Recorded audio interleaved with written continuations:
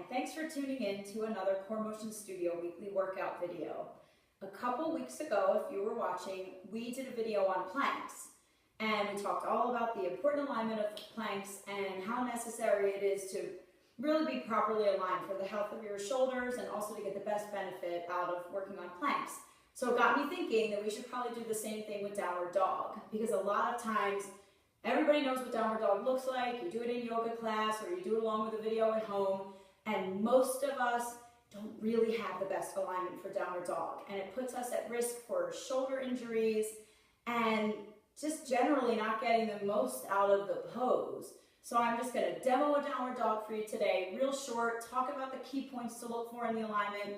What you might want to do at home is have somebody else watch you, take a photo of yourself, and then look at it and analyze your positioning in downward dog so you get the most out of this important posture. So I usually like to start quadruped, hands under the, wrists under the shoulders I should say, knees under the hips, tuck the toes under, and press back. It's basically the shape of a letter A. Notice right away I bend my knees. I do. My hamstrings are a little bit tighter. This is the first thing I've done all day, I'm ashamed to admit. So basically, if I go right into this pose and kick my legs straight, my back is going to end up rounding. So my first checkpoint in downward dog is I want a long, flat back. From my fingertips up to my tailbone, I want one long straight line. So in that case, on this particular day, my knees are going to be bent. Maybe another day might be different. I might feel a little more flexible, especially if I do it after a workout, I might be able to do straight legs. Also, a lot of times I shimmy the feet back about an inch or two to get the right stance. A good way to check that your hands and feet are the right distance apart is to pop forward into a plank pose. You should go into plank nicely at the right alignment if your hands and feet are the right distance in your downward dog. And then I'm going to press back again, hold here. My main object of this pose is length from the hands up to the tailbone.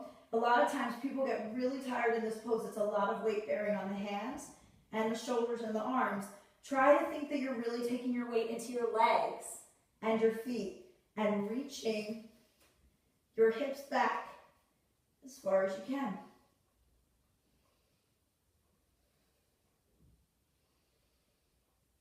And breathe here.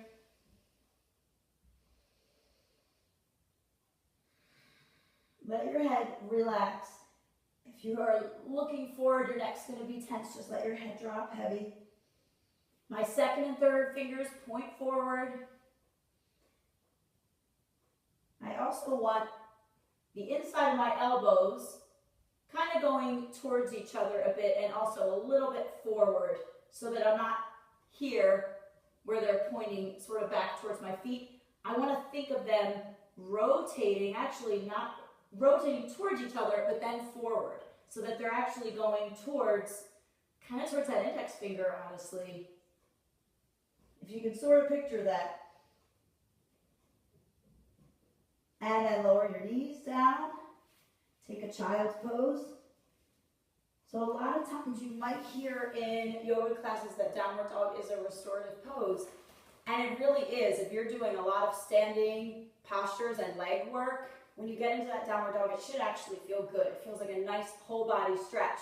It's also upper extremity weight bearing, so it's a lot of work too. So that said, there's a lot of talking information in this video, not as much typical choreography and moves that we do, but this will be good to incorporate into your workout. It's a lot of good alignment points, and it's an awesome pose because it's not only a workout for your upper body, but it's a nice stretch for your back and your legs as well. So hopefully this helped.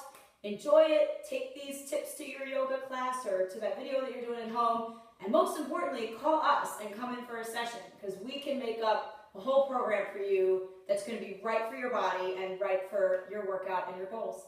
So take care. Have a great week.